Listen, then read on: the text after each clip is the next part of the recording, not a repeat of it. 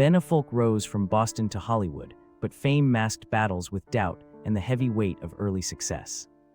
In one defining year, he turned to directing, weathering failed projects, sleepless nights, and a renewed vow to tell honest stories.